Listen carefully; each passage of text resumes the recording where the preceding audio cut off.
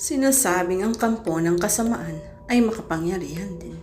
Kaya nitong maging invisible o di kaya ay magpalit-palit ng anyo.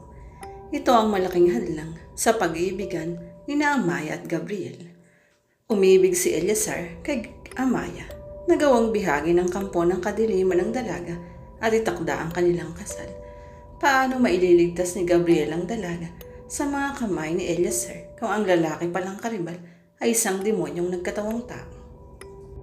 Mahigit 100 kilometro ang layo ng bayan ni Atsina mula sa lungsod ng Iloilo. Humigit kumulang 4 na oras ang tatakbuhin ng pampasaherong bus patungo roon. Iyon ay kung kaskasero ang driver. Pangatlong beses nang napunta si Amaya sa lugar ng kaibigang si Athena.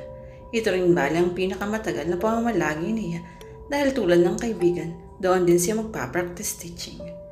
Walking distance lang ang bahay ni Amaya mula sa Western Visayas State University, isa sa mga pinakasikat na universidad sa Region 6, lalo na pagdating sa kursong edukasyon.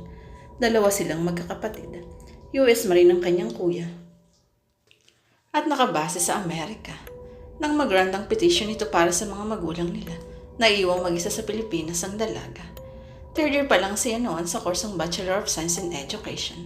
Para magkaroon ng kasama sa bahay, minabuti ng mga magulang na tumanggap sila ng mga ladybed spacers bago tumulak ang mga ito sa Amerika.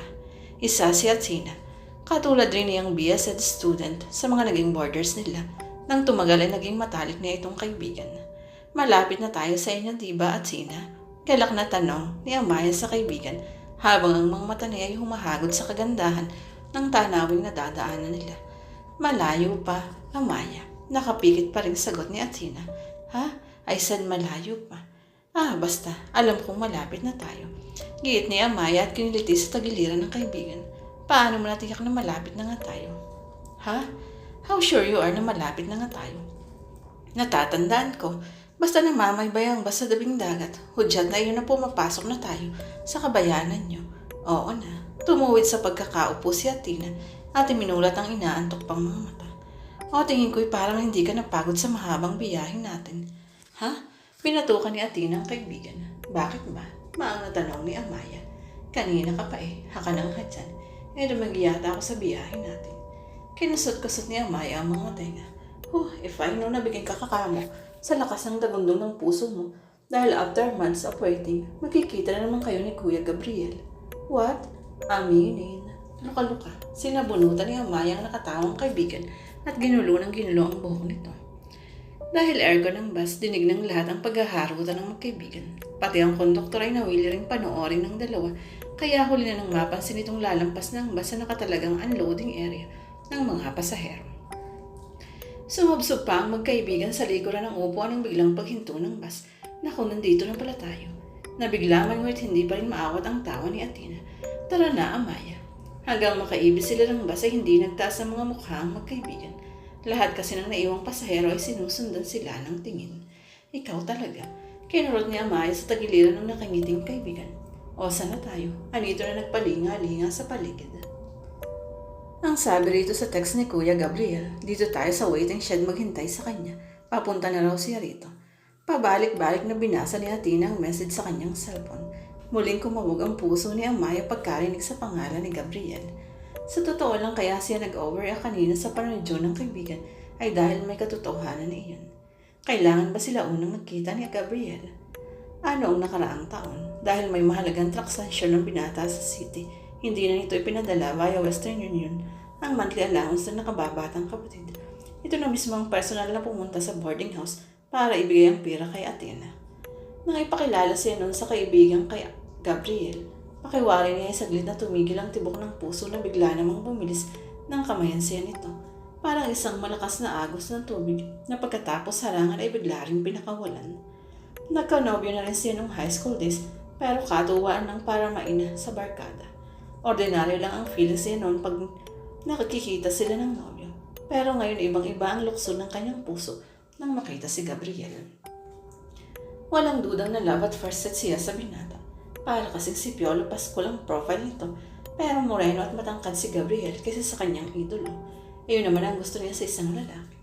Tall, dark, and handsome. After that first encounter, pinaunlakan niya ang matagal ng pag-anyaya sa kanya ni Athena na na sumama siyang magbakasyon sa lugar nito.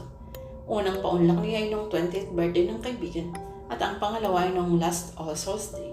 Bitin siya lagi dahil mahaba ng 3 araw na stay niya doon. Pero kahit pa, hindi may pagkakailang na-i-enjoy niya ang mga bakasyon na yun. Lagi kasi nilang kasama sa pamamasyal si Gabriel, kahit laging nauuwi sa pagbabangayan ng anumang paksang na pag-uusapan nila.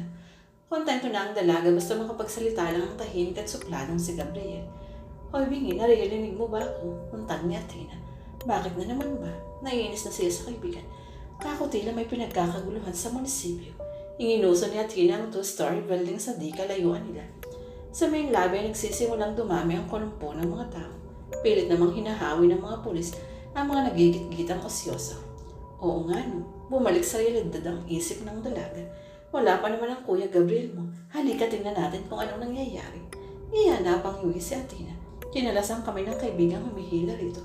Umandar na naman ang pagkachismosa mo. Correction, pagka-news reporter. Namewang pa si Amaya at inirapan ng kaibigan. Ang parents ko lang naman ang may gustong education ng kuning kong kurso dahil hindi man daw ito ngayon sa US. Ang gusto ko talaga ay maging isang Corina Sanchez. Bago pa man makahuma si Athena, sumama na siya sa hugos ng mga tao papasok sa bakuran ng munisipyo. Napasunod ng di oras ang dalaga. Panay ang iling. Ito ang inaayawan ng dalaga sa kanya. Masyadong mausisa. So curious siya sa lahat ng bagay kaya nga siguro marami siyang alam. Napatda si Amaya nang makita ang bangkay ng isang binatilyo ang pinagkakaguluhan. Wakwak ang dibdib at wala na ang puso. Aswang ang gumawa niyan. Ang matandang babae sa harapan ng dalaga. Hindi, palagay ko'y kanibal.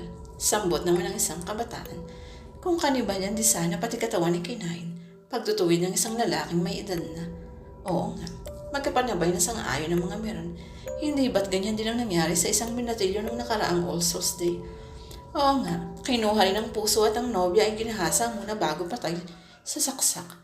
Tumahimik nga kayo, maring saway ng pinakahepe ng pulis. Magsiuwi na kayong lahat, sinong pamilya ng biktimang ito. Napaatras din si Amaya. Pakiramdam niya ay babaliktad ang kanyang sikmura. Ay, nagulat pa siya nang may dumantay sa kamay. Sa balikat niya, si Athena. Ito rin ay namumutlang na suka-suka. Halika na, baka hinahanap na tayo ni Kuya. Noong last kong punta ay may ganito rin pangyayari Pinisilpisil ni Athena ang lalamig niyang kamay. Nagkataon lang siguro, ang sabi.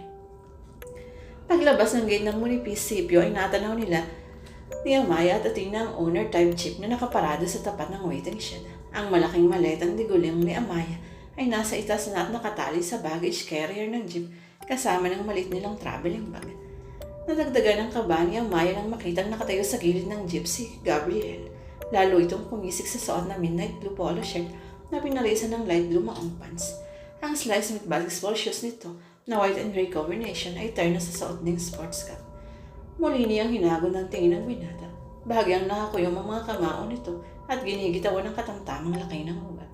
Lalaking-lalaki ang dating nito. Maamo ang mukha at ang nakakaakit talaga sa binata ay ang laging nakapilin ng mga labi na tila hinahalina siya para padapuan ang mga halik.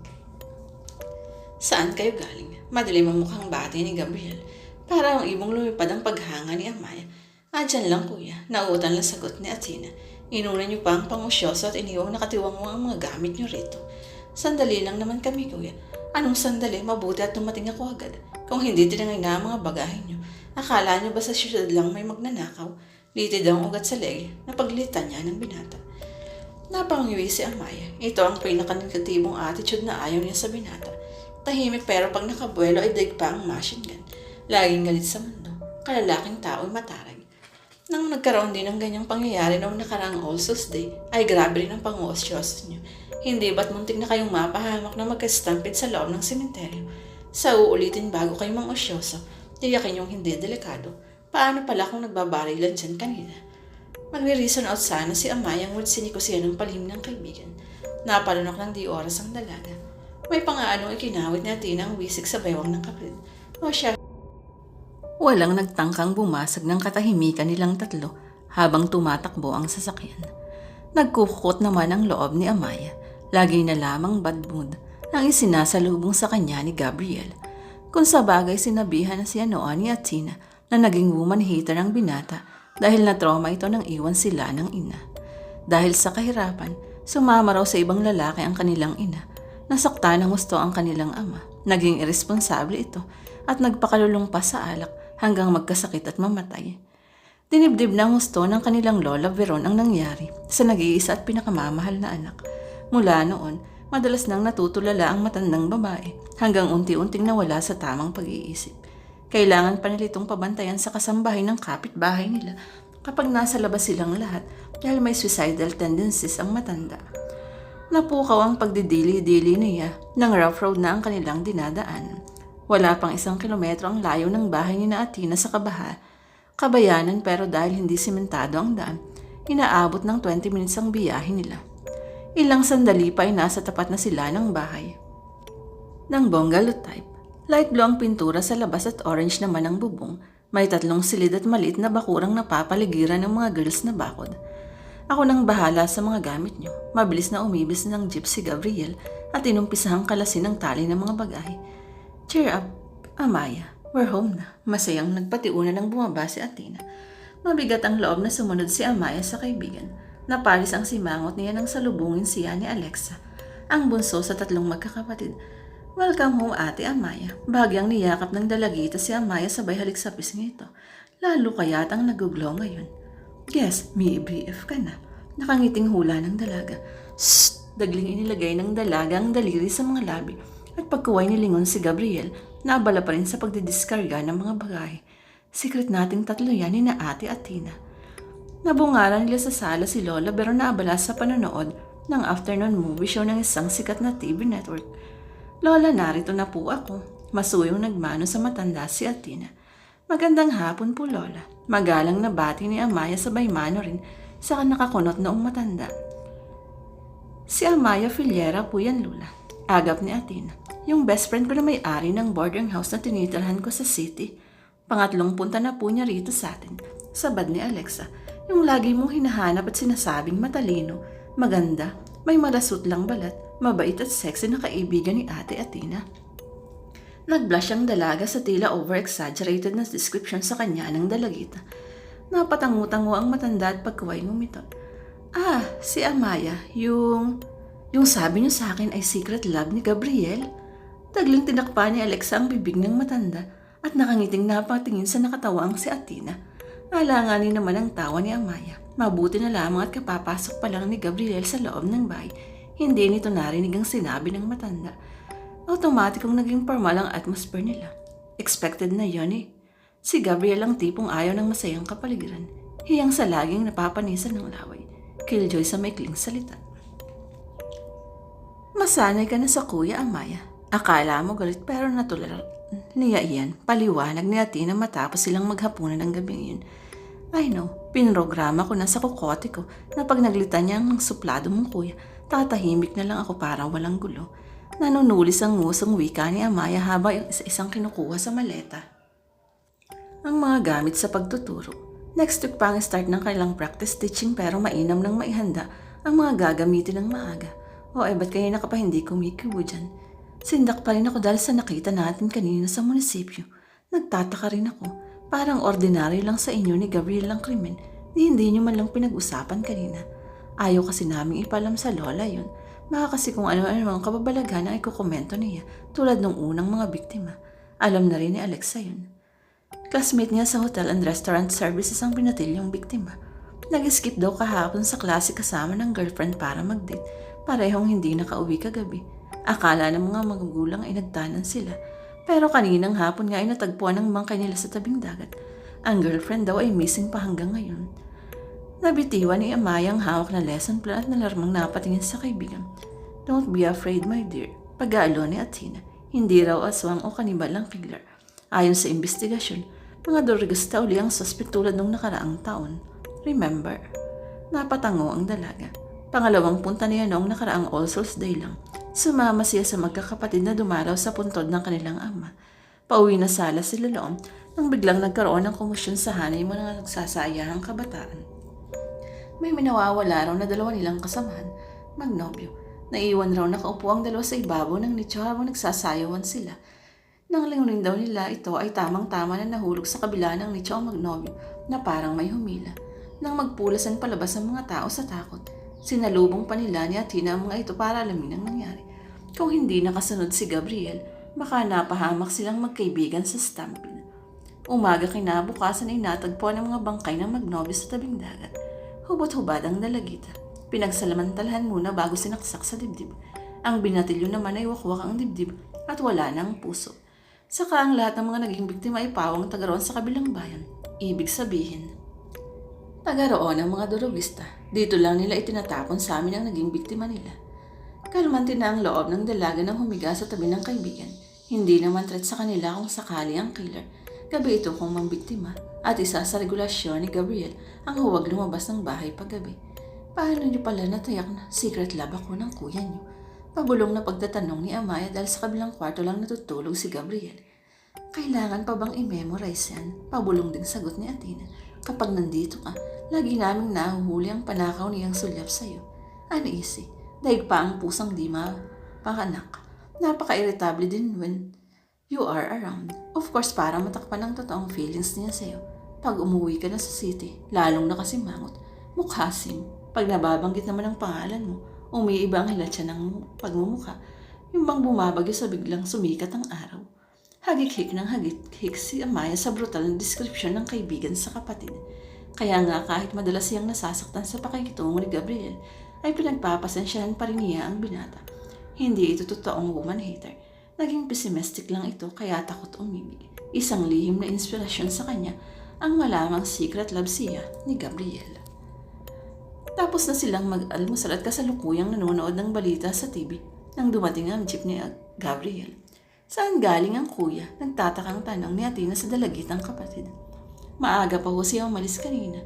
Bibisidahin daw po yung palaisdaan natin bago dediretso kay Kuya Pipo sa bayan. Napalabi si Athena pagkarinig sa pangalang Pipo. Kababata ito at kabigan ng kuya nila. Isa ng pulis at masugid pa niyang manliligaw. Or salatang ito ang inirereto sa kanya ng kuya niya. May soft spot sana ang binatang pulis sa puso niya. Kaya lang ay naaalibadbaran siya sa kayabangan nito. Napasikdo ang puso ni Amaya na magtama ang kanilang paningin ng bagong dating na si Gabriel. Unang umiwas ang tingin ng binata. Anong latest na balita, kuya? Pigil hiningang tanong ni Alexa. Ayon kay Pipo, nakita na rin kayo ng umagang bangkay ng nobya ng classmate mo. Napatayo na rin si Athena at, katulad ng unang biktima, pinagsamantalahan muna bago sinaksak sa dibdib. Oh, magkapanabay na ng lumo ang mag-ate at sabay ding napaupong muli. Alam na ba ng mga pulis kung sino ang killer? Nakaslaw na tanong ni Amaya kay Gabriel. Mula kasi nang dumating ay parang hindi siya nag-i-exist sa binata. Suspect pa lang, seryosong sagot ng binata. May hinala sila na iisang tao lang o grupo ng mga durugistang ng bibiktima. Sa ngayon under surveillance ng mga pinaghihinalaang drug addicts dito at sa mga karatig bayan. Kaya iwasan niyong lumabas ng bahay kahit sa araw o hindi rin lang mahalaga ang lalakarin. Parang matutunaw ang dalaga sa mga titig ng binata. Maganda ang hugis ng mga mata nito na nababakuran din ng mahabang pilik mata. Kaya lang may nakapagkit na kalungkutan doon na paminsan-minsan ay nababahira ng galit. Kuya baka nakalimutan mong invited tayong lahat sa Golden Wedding Anniversary sa makalawa ng mga magulang ni Jezebel. Diba last week ka pa nakatango sa kanila? Tumiim ang mukha ng binata. Noon yun, Athena. Ngayon maiintindihan nila kung hindi tayo matutuloy sa pagdalo dahil delikado ang panahon. Ay ang daya-daya ng kuya, sambot ni Alexa. Ang usapan ay usapan. Saka basta kasama ka namin ligtas kami. Walang panama sa mga muscle mo ang mga 2:00 ng hapon. Kasamang naglalakad ni Amaya ang tatlong magkakapatid. Iniwan nila sa tabing daan ang jeep ni Gabriel. Hindi na makapapasok ang sasakyan sa dinadaanan nilang dalampasigang humahangga sa maliit na pantalan.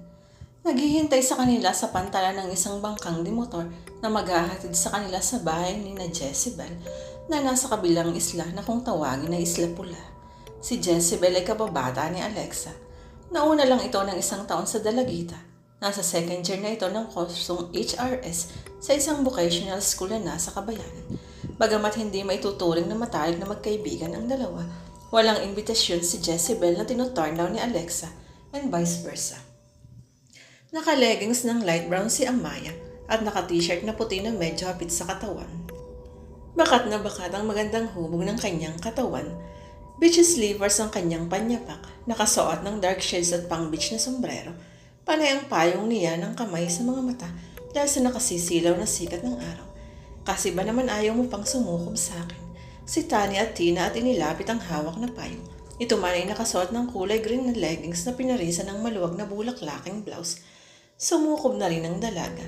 Naramdaman na kasi niya ang panghapdi ng balat dahil sa init ng araw. Alam mo, pag tiningnan ka, walang dudang isa kang mayamang bakasyonistang galing sa syudad. Nagmumukha akong alalay mo. Nakangiting biro ni Athena. Itinabi pa ang sariling braso sa braso ng kaibigan. Maganda nga ako at sexy rin, pero kayong mangging kaligatan naman. You must be proud of your color. Matapat na wika ng dalaga. Ang katulad mo ang matatawag na tunay na Pilipino. Kaya nga na-attract agad ako sa kuya mo, ibig sabihin ni Amaya. Nilingon ng dalaga si Gabriel na sumusunod sa kanila kasama si Alexa. Parehong nakasuot ng bulaklaking polo ang dalawa. Nakasuot ng maluwang na walking shirts at naka-rubber shoes. Malalaki rin ang mga muscle ni Gabriel sa hita at binti. 2 beses raw kasi sa isang linggo kung mag-workout sa gym sa bayan ng binata, kasama ang kaibigan nitong pulis. Sabi nga ni Athena, gusto rin sanang magpulis ni Gabriel. Nasa 5th taon ito ng kursong criminology nang mamatay ang kanilang ama. Napilitang huminto ng pag-aaral ang binata para pagyamanin ang naman ng 5 hektaryang palaisdaan na source of income nilang maglolola. Ito rin ang pinagkukunan ng binata nang ipinagtutusto sa pag-aaral ng 2 kapatid. Bakit ba kailangan pa nating isama si Amaya? Aburidong tanong ni Gabriel kay Alexa. Kuya naman, syempre para masulit ang bakasyon niya rito. Saka nung nalaman ni Jezebel na paparito uli si Ate Amaya, mahigpit ang bili niyang isama na rin natin. Napakibit balikat ang binata. Alam niyang may gusto rito si Jezebel. Dinedad man na lang niya ang pagpiplirt ng dalaga dahil 18 pa lang ito. Ayaw niyang maging cradle snatcher kung sakali. At palagay ko gusto niyang makita ang malapitan si Ate Amaya nang makilatis ng hustong naging kaagaw niya sa pusong niya. Dumilim ang mukha ng binata. Tumahimik na si Alexa. Nakalimutan niyang ayaw ng kapatid na iling sa kahit sinong babae. No wonder na sa edad na 24 ay hindi pa nagkanobya ang binata. Palagay nga ni Alexa hindi rin marunong manligaw si Gabriel kung sakasakali.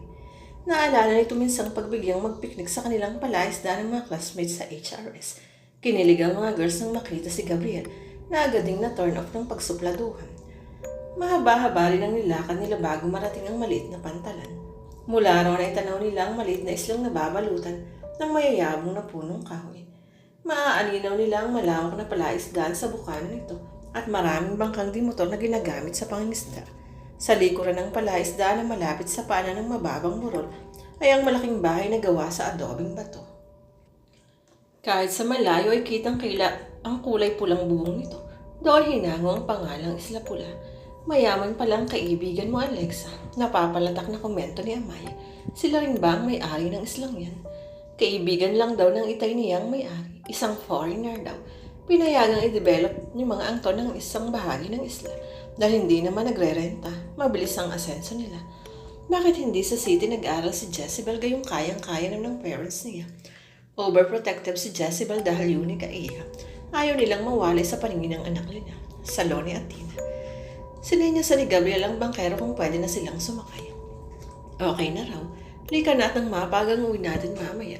Nagmamadaling pumwesto sa gilid ng bangka ang binata para malalayan ang mga sasakay. Parang may pinong kuryenteng dumaloy sa kamay ni Amaya nang hawakan niyo ng binata. Na out of balance pa siya kaya nahawakan siyang bigla ni Gabriel sa bebang. Hindi kasi nag-iingat. Pabulong na si Tanang binata. Uminit ang punong tenga ng dalaga. Hihirit na sana siyang ngunit na itikom niyang bigla ang bibig nang sikuin siya sa tagiliran ni Athena. Muli na naman niyang nilunok ang kanyang pangatwiran. Marami na kamang naihatid sa kabilang iba yung mga earning, pag-iiba ni Athena.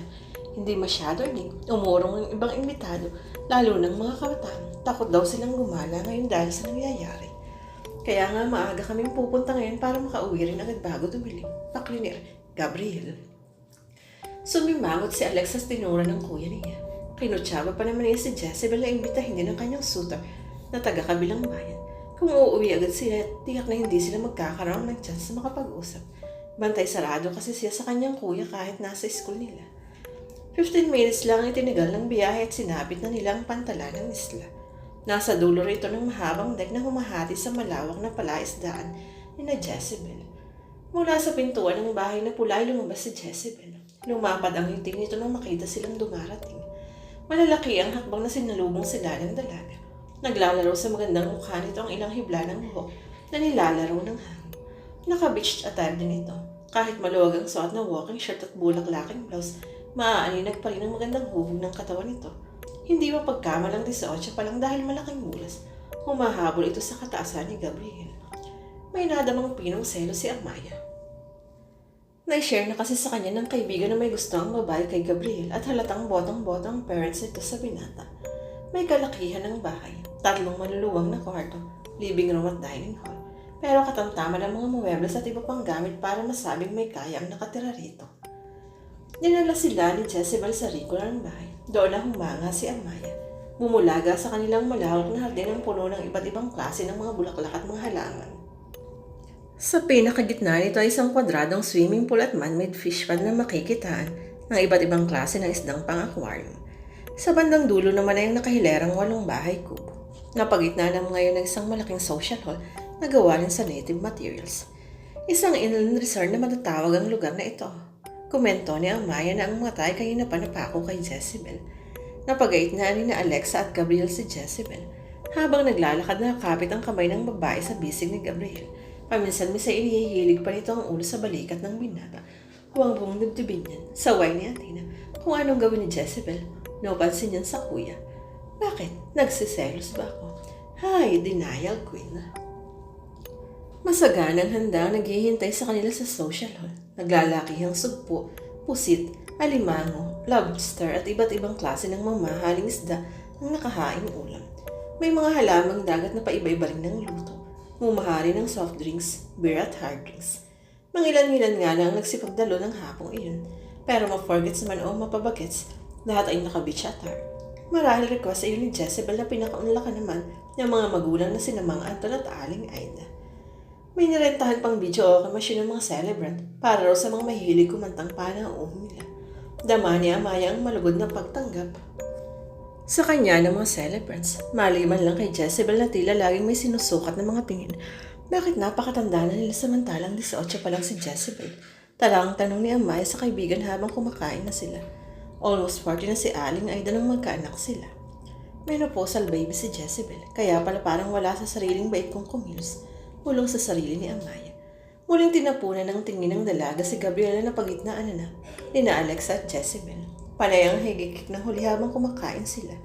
Tingin nga ng dalaga wala sa masasarap na pagkain ng isip ni Jezebel. Gumagawa talaga ito ng mapag-uusapan para makuha ang atensyon ni Gabriel. Kanina pa kasi hindi nasundan ng babae ang unang subo nito. Hoy Bingi, pukaw ni Athena sa kaibigan. Ba't ba hindi ka pa kumakain? Nagyaya nang umuwi si Gabriel pagkatapos kumain. Panay naman ang tawad ni Alexa. Lahat ng paglalambing ay ginawa nito sa kapatid. 5 minutes more pa kuya, sige na naman. Oo nga naman, Gabriel. Malambing na susog ni Jezebel. Minsan na nga lang kayo pumarito ay aalis pa agad.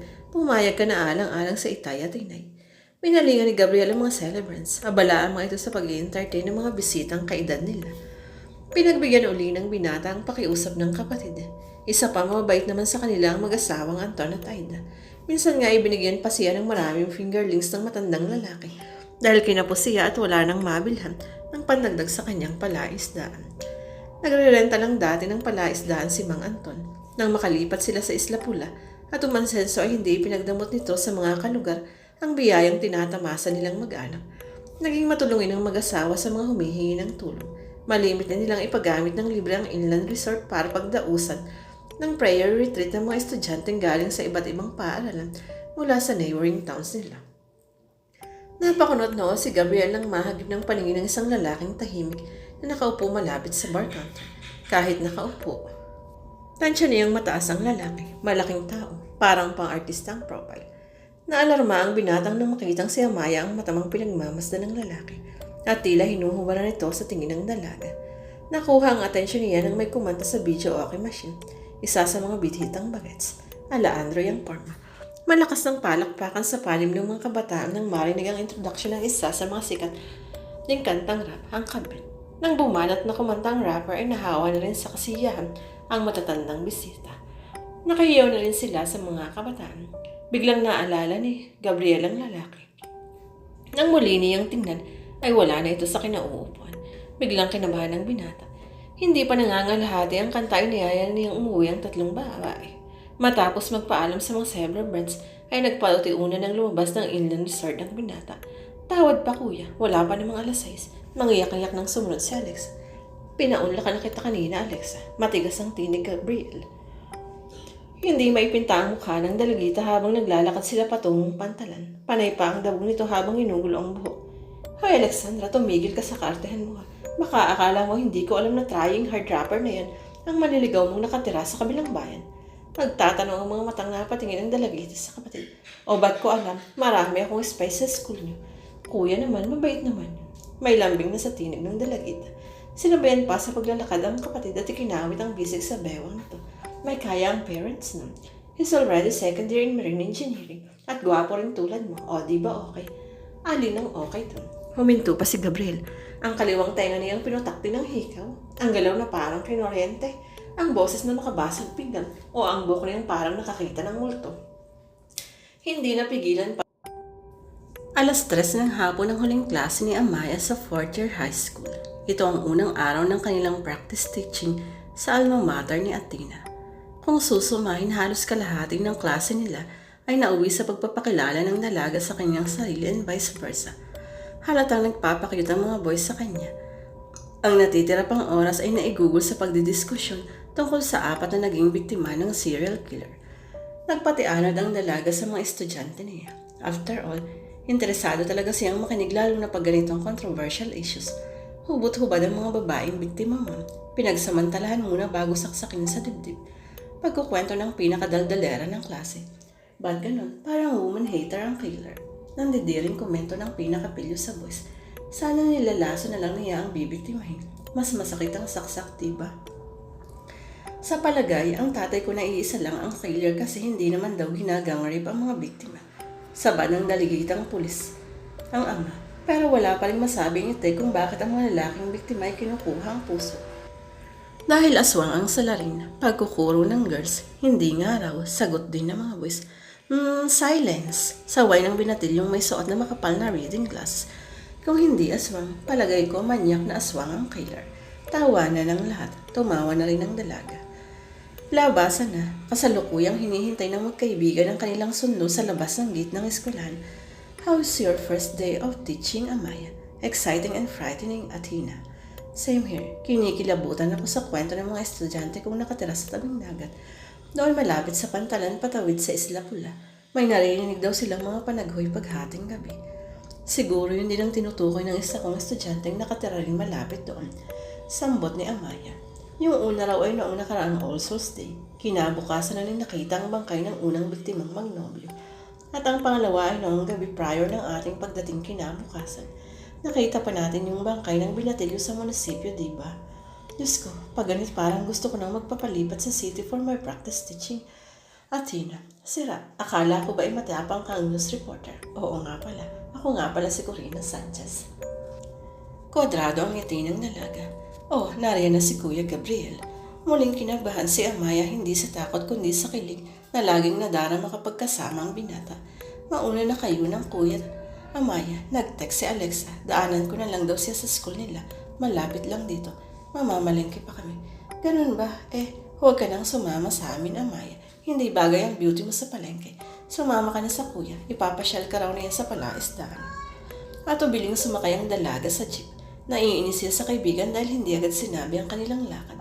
Pero mas inis siya sa binata dahil hindi malayang ito bumaba para alalayan siya. Nahihirapan pa naman siyang umakyat sa jeep. Ang palaisdaan ay nasa labasan na ng bayan. Humahangga ang dulo niya sa boundary ng dalawang bayan. Noong una at pangalawang beses na pamamasyal nila, ay excited talaga siya.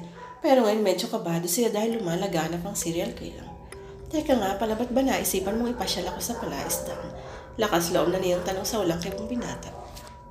Gusto ko lang makita mo ang floating hut na ipinagawa ko sa gitna ng dagat. Mahinahang sagot ng binata.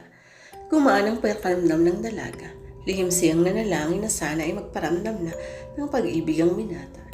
Inihinto ni Gabriel ang jeep sa tabi ng daan. Umibis at umikot sa kabila para alalayan sa pagbaba ang dalaga.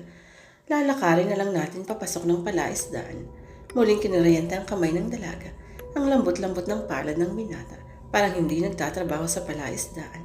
Pati ang suot na maong jacket at maong pants ay kay linis tingnan tulad ng clean cut na mukha nito. Oh, may dumi ba ako sa mukha? Ba't tumulala ka lang dyan? Namumulang natauhan ng dalaga. Paano ako makakaalis ay humaharang ka sa dadaanan ko? Asik niya sa nabiglang binata. Ba't ba ang sungit-sungit mo? Dahil mo pang nagme-menopause. Sala sa init, sala sa lamig. Ang dali-daling magpalit ng mood. Tumiti ka naman, oy. Life is so short. Spend it worthily. Maging ang dalaga ay nagulat din sa kanyang pagtataray. Pero hindi na niya binaway pa. Kung tutulad lang siya sa mga kapatid nito na baw lang ng baw, paano malalaman ni Gabriel na mali ito? Maling-mali sa point of view in life, lalo na sa pag-ibig. Okay, tama na yun. Tayo na. May autoridad na hinawakan ng binata ang siko ng dalaga at iginiya siya sa makitid na dike patungo sa palaisdaan ito. Aborido pa rin ang dalaga. Dama niyang hindi naman tapat sa puso nito ang paghingi ng paumanin sa kanya. May palagay siyang nasaktan niya ang ego nito. For the first time in his life, may kumontrata sa ugali nito. Sa bawat gilid ng dike ay may mga mangrove. May mga bata at matatanda silang nadadaanan na nangunguha ng mga talaba.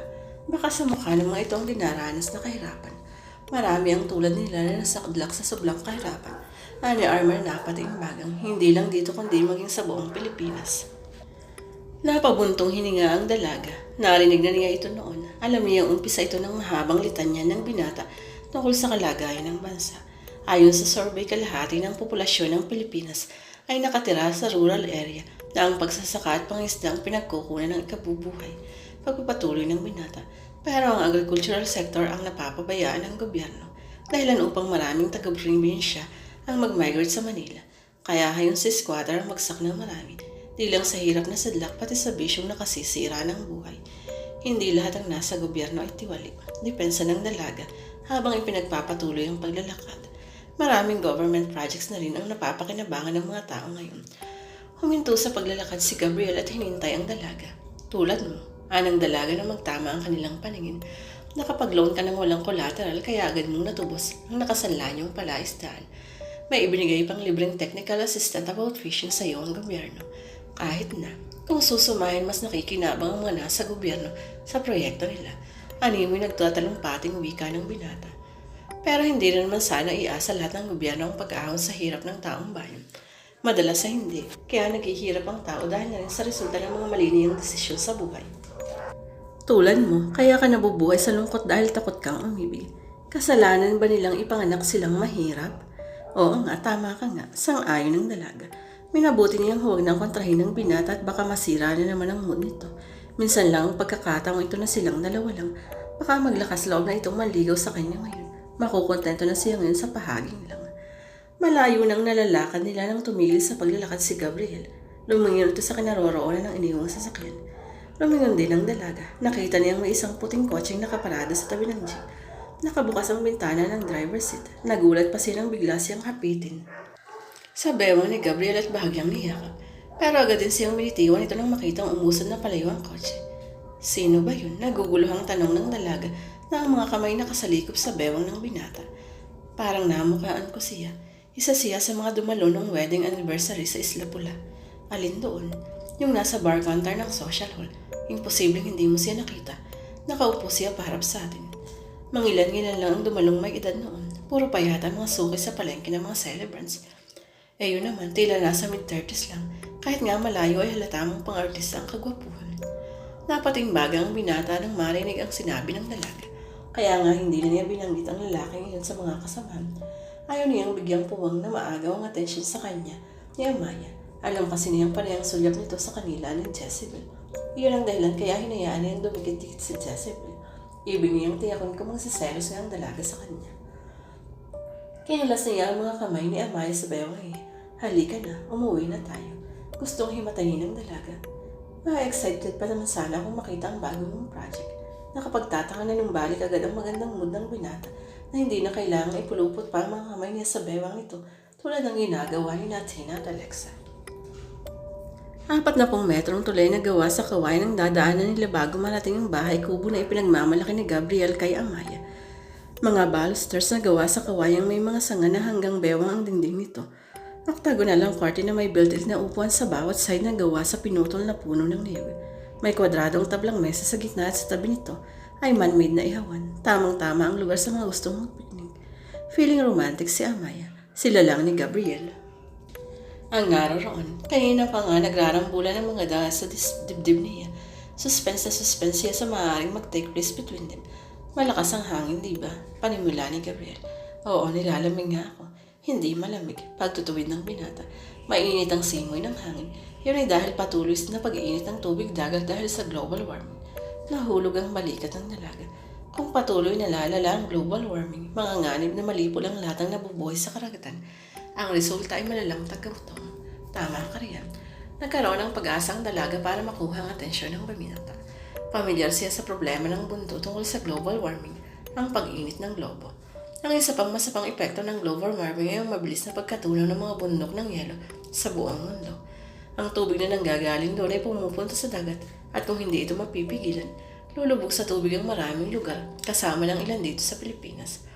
Sumuha ang pipinggalak sa mga mata ng binata.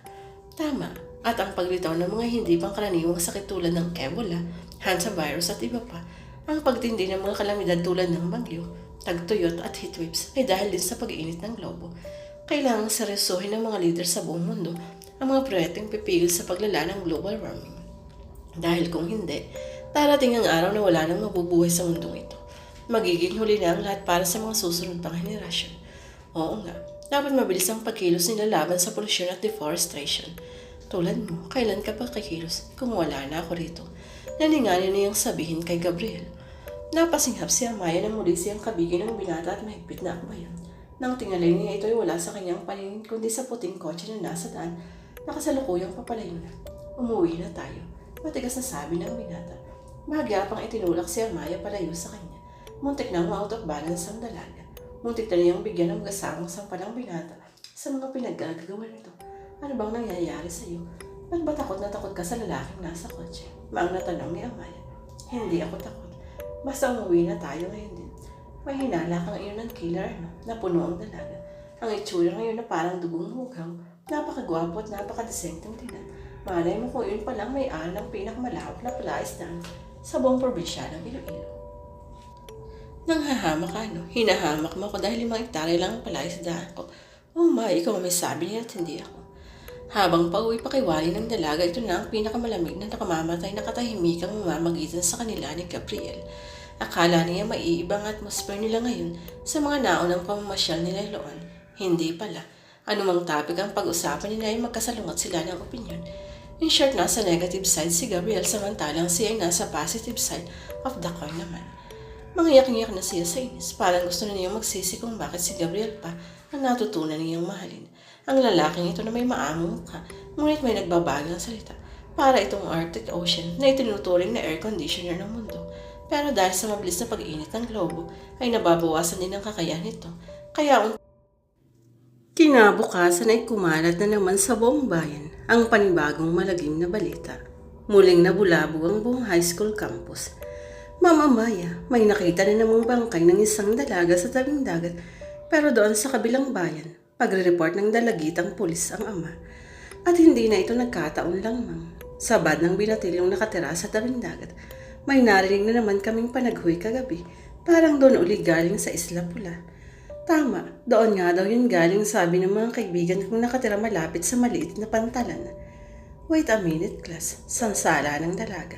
Don't easily jump into a conclusion without any concrete evidence. I've been there and it took 15 minutes bago marating ang Isla Pula. So lubhang napakalayo nun mula sa kabilang dalampasigan para marinig ang panaghoy ng sinasabi niyo. Hindi ho imposible, ma'am. Salo ng pinakamatalino sa magkakaklase. Dahil napakalakas ng hangin mula sa Isla Pula, tatangayin nito ang anumang ingay na magmumula roon papunta sa kabilang dalampasigan. At dahil napakatahimik ng paligid paghating gabi, malinaw na maririnig kahit ang panaghoy. Hanggang sa makauwi si Amaya ng hapong iyon ay hindi humupa ang kabang namamahay sa dibdib niya. Muli ay pinagsamantalahan ng dalaga bago saksakin sa dibdib. Ito na bali ang pangatlong babaeng biktima ng hindi pa natutukoy na serial killer. Pagbabalita ng kilalang newscaster sa isang kilalang TV station. Nagpadala na ng nakaragdagang backup ng PNP mula sa city sa 2 bayang nabanggit upang mapabilis ang paglutas sa kasong ito. Sabay-sabay pang napauno sina Amaya at Athena nang papyawan ng kamera ang blurred na hubot-hubad na katawan ng biktima. Tinurn off na ni Athena ang TV nang makitang papalabas ng kwarto si Lola Beron. Marahang umpo sa tabi nila ang matanda. May kasabihang pag nangako, dapat mo itong tuparin. Dahil kung hindi, dusa ang iyong mapapala. Tulad ngayon, marami pang nadadamay sa kanilang ginawa. Tila kausap ang sariling paulit-ulit na sabi ng matanda. Lola, agaw ni Athena, matulog na huli kayo. Kami na lang ang maghihintay sa pagdating ni na Kuya at Alexa. Lola, ano po bang pangako ang pinagsasasabi niyo? At sino ang hindi tumupad sa pangako? Naiintrigang tanong ni Amaya. Kung man sabing pansinin, pabulong na saway ni Athena. Wala sa loob niya ng mga pinagsasasabi. Bakit ayaw niyo akong paniwalaan? Humingi sila noon. Oo, humingi sila. At sila'y binigyan sa kondisyon na pagsapit ng takdang panahon. Isasauli nila yun sa pagbibigay sa kanila. Pagkatapos, Lola, Hoy, Bingi, sabing ulyanin ng Lola Pabulong na rin saway ni Athena. Tara na, Lola. It's time for Lola B. Marahang inilalayan nito ang matanda at iginiya papasok ng kwarto.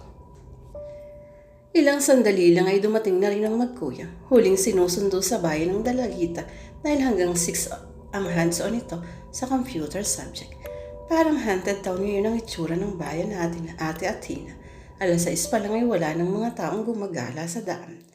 Sikat na nga ang bayan natin sa buong Pilipinas. Tingnan mo, wala ka nang makitang nagde-date lalo na sa panig ng mga kabataan. Tahimik lang si Amaya. Napako ang tingin niya kay Gabriel na pasalampak na naupo sa supang nasa harapan nila. Kung may karapatan lang sana siyang haplusin ang pising ito nang kahit papaano may ibsan ang nararamdamang pagod. Patang-pata ang katawan ni Gabriel. Marami kasi siyang trabaho kanina sa palaisdaan. Mga trabaho hindi natapos ng 4 niyang tauhan. Maagang nagsiuwian ng mga ito dahil susuunduin daw ang mga anak na high school at ihahatid pa uwi sa kanilang bahay. Wala pang alas 4 kanina ay sinundulan niya sa eskwelahan sina Athena at Amaya. Pagkahatid sa bahay ay muli siyang bumalik sa palaisdaan para tapusin ang mga iniwang trabaho. Bago naman mag-alas 6 ay muli siyang bumalik sa bayan para sunduin si Alexa. Pagod din ang isip niya mula pa kahapon. Saka iisip kung sino ang lalaking iyon sa puting kotse. Halatang sinusundan nito si Amaya. Tulad ba niya, naakit din ba agad ito sa kagandahan ng dalaga sa unang pagkikita lamang. Hindi malayong magkagusto doon si Amaya. Mas lamang ang lalaking iyon sa pisikal at sa katayuan sa buhay kaysa kanya. Baka nga totoong may-ari iyon ng malawak na palaisdaan sa buong probinsya ng Iloilo. Yagit nga kung ihahambing ang jeep niya sa tila latest model na kotse ng lalaki. Sakali mang magugustuhan siya ng dalaga, tiyak masasaktan lang din siya kung mapapaibig ng lalaking iyon. Iiwanan din siya ni Amaya. Tulad ng ginawa ng ina nila sa kanilang ama. Nakumiyom ng binata ang mga palad. May gumuhit na kirot sa isang bahagi ng kanyang puso. Takot ang tawag niya dito. Natatakot siyang maagaw ng ibang babaeng kanyang pinakamamahal. Ngunit ayaw din niyang mahalin. Kuya, bakit Alexa? Nakatulog ka yata. Maghahapunan na raw tayo. Habang naghahapunan, ang tungkol sa kalmi ng kanilang pinag-uusapan. Laganap ng balita sa isla pula ng gagaling ang panagoy. Ani Alexa. May haka-haka rin doon pinapatay ng biktima bago itapon dito sa kabilang dalampasigan. Kung totoo yan, Athena, sana inaalarma na ang parents ni Jezebel. Naalarma na nga sila Ate Amaya. Sa ngayon doon na sa bayan pansamantalang nagbo-board si Jezebel. Malapit lang sa school namin kaya madaling puntahan. Nawala ang antok ni Gabriel, itinigil ang pagkain. Kung ganang pati sinamang Anton at Aling ay dahil nakarinig din ng panaghoy. Ayon kay Jezebel, wala raw silang naririnig. But for safety purposes, iniiwas na muna siya ng kanyang parents sa isla. Dagdag iyon sa mga gumugulo sa isip ni Gabriel. Nang mga sumunod na araw ay lalong kumaunti ang mga nagsisipasokang estudyante, lalo na sa college at high school levels. Sa halip na alas 4 sa hapon ng uwian, ginawa ng alas 3 para raw hindi gabihin sa daan ang mga layo ang inuuwian. Dinagdagan din ang mga ilaw sa poste sa buong kabayan at sa mga karatig bayan. Lalong dumami ang mga nagboluntaryong tanod na nagro-round na kahit off-duty na. Nagkaroon din ng curfew para sa lahat. 7 ng gabi hanggang 6 ng umaga ang para sa mga kabataan at 8 ng gabi hanggang 5 ang umaga naman ang mas matatanda. Pagkatapos ihatid pa uwi ng hapon ayon sina Amaya at Athena ay bumalik agad sa kabayanan si Gabriel. Isang oras pang hihinta niya bago lang labasan ni na Alexa. May oras pa silang makipag-usap sa kaibigang si Pifo. On duty sa araw na yun sa munisipyo ang kaibigan. Para hindi ka man lang nag-text na paparito ka, mabuti at nabutan mo pa ako. Seryosong bating ni Pifo. Nagmamadaling ilagay nito sa holster ang bag. Bakit pare saan ang lakad niyo? Sa Isla Pula, may nakitang isang blouse sa dalampasigan si Mang Ernie. May dugo pa. Inihatid niya rito kanina. Posibleng kinilala ng ina ng huling biktima na yun ang suot ng anak ng araw na mawala ito. So positibong doon nga pinapatay ang mga biktima bago itapon dito sa atin. Malalaman namin yun. Ita-text kita mamaya. Sige pare, ingat kayo. Sumabay na si Gabriel sa paglabas ng munisipyo. Pasakay na sa mobile patrol si Pipo nang biglang may naalala. Binalikan sa labi ng munisipyo ang kaibigan. Dahil sa puyat na kaligtaan kong i-text sa'yo, ang sinabi ng mga nagroronda sa lugar nyo. Kagabi raw ay may namataan silang puting kotse na nakaparada sa tapat ng gate nyo. Nang lapitan daw nila ito, biglang humarurot at nawala na lang sa dilim. Kinabahang bigla si Gabriel. Anong brand pare? Hindi raw nila alam. Parang latest model daw. Ngayon lang daw nila nakita yun dito sa bayan natin. Salamat pare. Saka na tayo uli mag-usap. Teka, pakisuyo naman. Pakitanong kina mga Anton kung sino ang bisita nila noong wedding anniversary na malaking lalaking tipong artista. Okay. Nauna pang lumabas sa bakuran ng munisipyo ang jeep ng binata sa mobile patrol na kinalululanan ni na Pipo. Magkasabay na lumabas ng gate ng school. Sina Alexa at Jezebel. Nagtatakang una samantalang excited naman ang uli. Hi Gabriel, hinitaan lang ng binata si Jezebel. What's up kuya? Bakit tinext mo ako nang maaga kaming lumabas ngayon ni Jezebel sa huling klase namin? May itatanong lang ako sa kaibigan mo. Basta ikaw Gabriel, kahit ano okay lang. Sa wedding anniversary ng parents mo, may bisita kayong mataas na malaking lalaking tipong artista. Kilala mo ba yun? Nag-isip si Jezebel. Nailagay pa ang hintuturo sa kanyang labi. Wala kaming bisitang ganon, Gabriel. Puro mga suki ng tatay ang mga nagsidalong mga oldies. Try to remember, Jezebel. Wala talaga. Pexman, ikaw nga lang ang tipong artista ron eh. Kinurot-kurot pa ng dalaga ang bisig ng binata. Napapail na lamang ang binata sa karap. Kay laking bulas ay walang kamuwang-muwang kung kumilos. Sige Jezebel, sumabay ka na sa amin. Ihahatid na kita sa boarding house mo.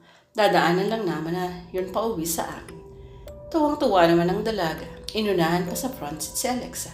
Sinadyang bagala ni Gabriel ang takbo ng kanyang sasakyan. Marami pa siyang nais itanong sa dalaga. Mabuti naman at pumayag ang parents mo na mag-board ka rito sa bayan. Palagay naman ang loob nila dahil best friend ng inay ang landlady ko. Ayoko na rin sa amin kasi narinig ko mismo ang panaghoy nitong huling biktimang babae. May sindak ng rumistro sa mukha ng dalaga. Naintriga na si Gabriel kaya itinabi niya muna ang sasakyan. Bakit itong huli lang ang narinig mo, Jezebel? Nung lumaganap ang balitang sa Isla Pula nang gagaling ang panaghoy, hindi na muna ako naglagay ng headphone. Pampatulog ko kasi ang music sa aking iPad. There, may narinig nga ako. Kinabahan ako ng unang ngunit nilakasan ko ang aking loob. Tumungo ako sa bintana. May nakita akong puting mini-ship sa di kalayuan ng isla. Pula lahat ang mga ilaw. Pagkatapos, lumukpang pa si Alexi para sa likuran ng upuan. Parang doon sa mini-ship nang gagaling ang panaghoy. Napansin ng binata na panay ang haplos ng dalasag sa mga bisig nito. Halatang kinikilabutan ito. Ginising mo ba ang parents mo? Oo, pero wala raw silang naririnig at lalong hindi nila nakikita ang mini-ship na itinuturo ko. Baka raw namamalikmata lang ako, kaya nagdesisyon na silang iiwas ako roon.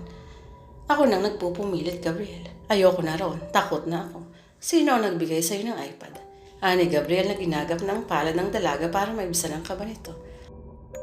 Binalot ng takot sina Tina at Amaya nang ibinahagi sa kanila ni Alexa ang ipinagtapat ni Jezebel. Ang ipinagtataka ko lang, bakit walang narinig o nakita ang parents niya? Ganon din ang ipinagtataka ko ate at Tina. Posibleng nagmamaang-maangan lang sila. Sabad ni Amaya. Baka ayaw lang nilang matakot ang anak at umayaw na roon. Nasa yung nangyari ngayon. Maaari nga. Nagulat pa silang tatlo nang biglang sumulpot sa kanilang likuran si Gabriel. Saan ka ba galing kuya? Dinoble check ko ang kandado ng gate at Tina. Siya nga pala, simula ngayon, kahit araw ay iwasan niyong lumakad ng nag-iisa. Katitext lang sa akin ni Pipo.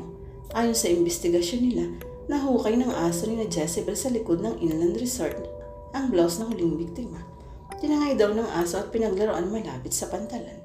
Nakita ni Mang Erning Naalala niya ang damit ng biktima nang dumaan sa kanya sa pantalan kasama ng kuyo. Dinala niya iyon sa presinto at kinumpirma ng ina ng biktima. Napaawang ang mga labing napatulala ang tatlong babae. Ang tanungin ng mag-asawa, wala raw silang alam kung sino ang naglibing ng damit doon at wala raw silang bisitang lalaki na angkop sa ibinigay kong description kay Pipo. Ako nga rin kuya, walang nakitang ganong bisita sa mag-asawa. Ako rin kuya, salo ni Alexa. Teka, ipinitik niya. Kung ang sabi mo ay nakaupo ang lalaki paharap sa atin, tiyak na kasama siya sa pagkuha ko ng video sa kumakantang manliligaw ni Alexa. Tama, pagduduwit pa ng mag-ate. Tagling pumasok sa kwarto si Amaya at kinuha sa loob ng wristlet bag ang cellphone niyang 2008 model ng Nokia at agad ding bumalik sa salas. Here, inion ni Amaya ang play ng video at ibinigay ang sipi sa binyata. Tingnan mo kung nakasama nga ito ang tinutukoy mong lalaki. Matamang pinanood iyon ng binata. Nang makita ang hinahanap ay agad pinindot ang poski at ang sumki. Ayan, tingnan niyo ang lalaking nasa likuran ng trying hard rapper. Muli niyang ibinalik ang sipi kay Amaya. Pinindot pa uli ng dalaga ang sumki para lalong maipokus ang mukha ng lalaki. Heto ba yun? Parang hawig ito sa nakita ng lating lalaki sa puting kotse nang nasa palaisdaan tayo. Bulalas ng dalaga. Talaga, Amaya, bakit hindi ipinakilala sa atin noon ni Mang Anton? At bakit sinusundan kayo sa palaisdaan? Paulit-ulit na tinitigan ni Athena ang mukha ng lalaki sa sipi. Baka nakalimutan lang o huli na siyang dumating noon, kaya wala nang time ipakilala pa sa atin ate. Pero bakit i-deny nila ang lalaking yan kung wala silang itinatago? Kuya ha, para kang detective kung magsalita.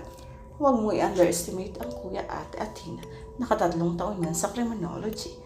Umalik ang kaseryosohan sa mukha ng binata. Kanya-kanya nang escape ang mga babae at pumasok na ng kanilang kwarto. Amaya, gising. Nilakasan ni Athena ang pagyugyo sa pawisang kaibigan. Bakit? Habol hiningang tanong ng dalaga. Binabangungot ka yata. Ang lakas-lakas ng ungol mo eh. Ang sama-sama ng panaginip ko, Athena. Napanaginipan ko yung lalaki sa aking sipi. Nagbabaga ang kanyang mga mata. Pilit akong tinatangay papunta sa dagat. Tutok ng dalagang dibdib niya. May narinig silang malakas na kalansing ng bakal sa labas. Takbo sa bintana si Athena. Mula sa lampos na nakabanaagan niya sa labas ang kanilang gate ang kuya niya. May hawak na tubo at parang may inaaninag sa dilim. Agad din itong pumasok at muling kinandado ang gate. Maya-maya lang ay kumatok na ito sa kanilang silid. Nang mamadaling binuksan iyon ni Athena.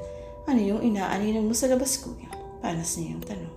Narinig kong malakas ang pag-ungol ni Amaya. Paalis ding sagot ng binata. Agad akong bumangon. Mula sa nakabukas na bintana ay nabanaagan ko ang isang puting kotseng nakaparada sa labas ng gate. Nang lumabas ako ay agad umalis. Baka yun ang tinutukoy niyong lalaki sa palaisdaan kuya. Baka ano nga palang nangyari sa kaibigan mo? Napanaginipan daw niya yung lalaki. Pilit daw siyang tinatangay papuntang dagat. Bakit Athena? Ano yung ingay sa labas kanina? Bumalik sa higaan si Athena at naupo sa tabi ng kaibigan.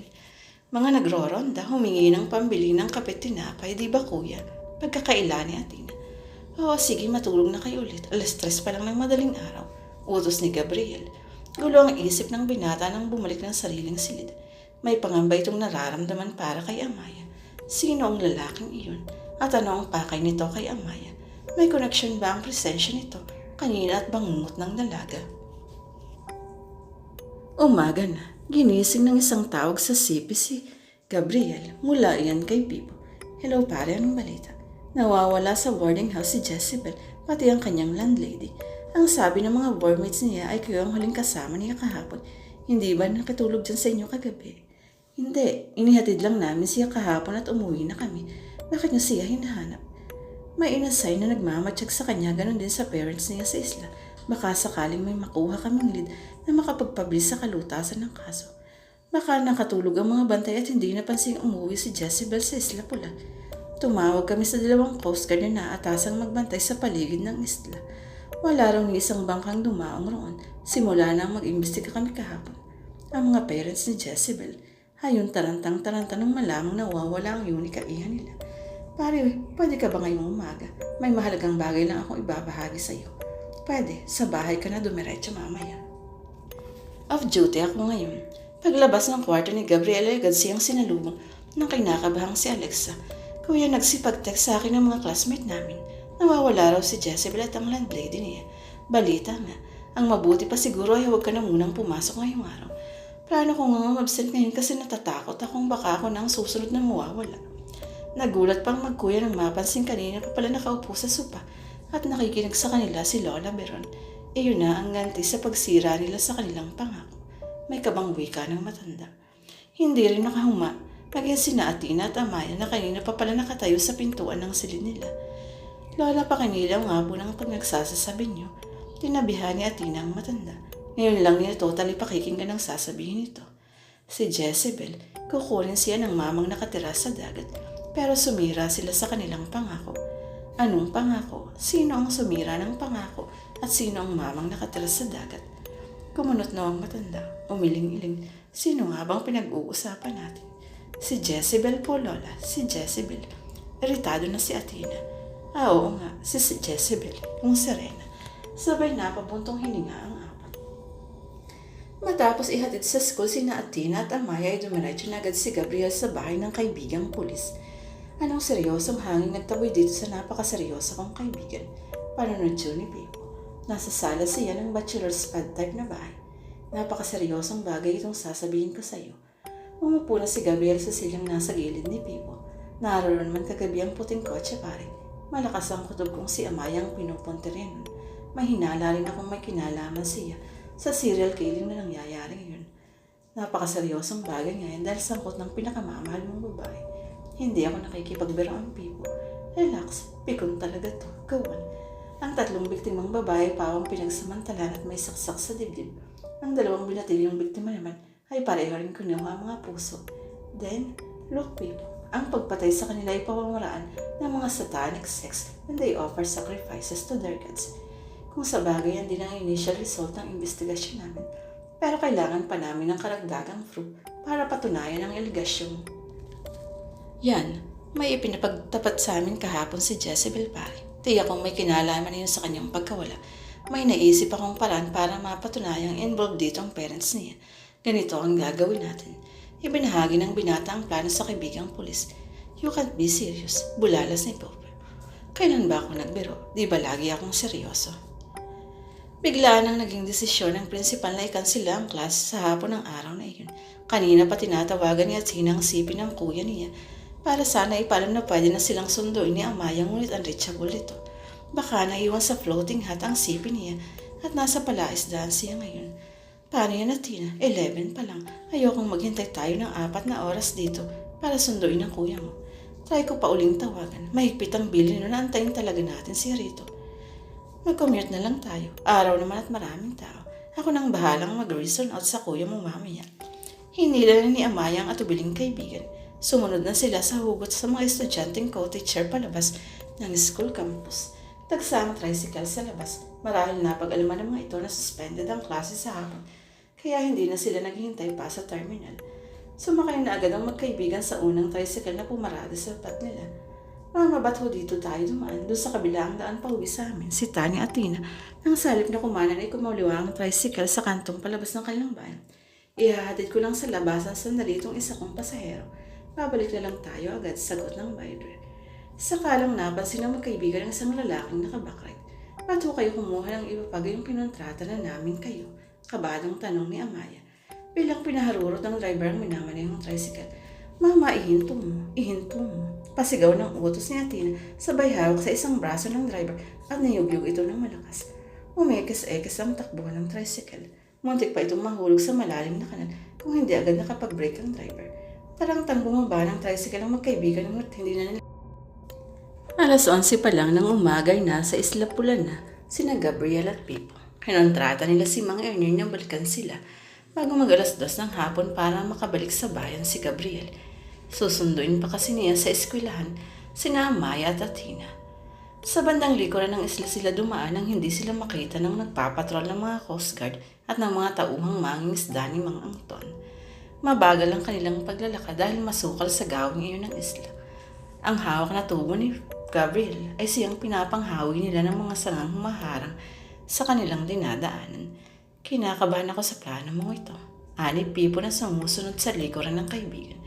Parang hindi ka pulis. Ang dami ng misyon ang sinamahan mo, di ba? Ang ikinatatakot ko lang, off duty ako ngayon. Hindi ako dapat gumawa ng anumang hakbang na walang pahintulot sa aking officer. Pag nagkataon, matatanggal ako nito sa serbisyo.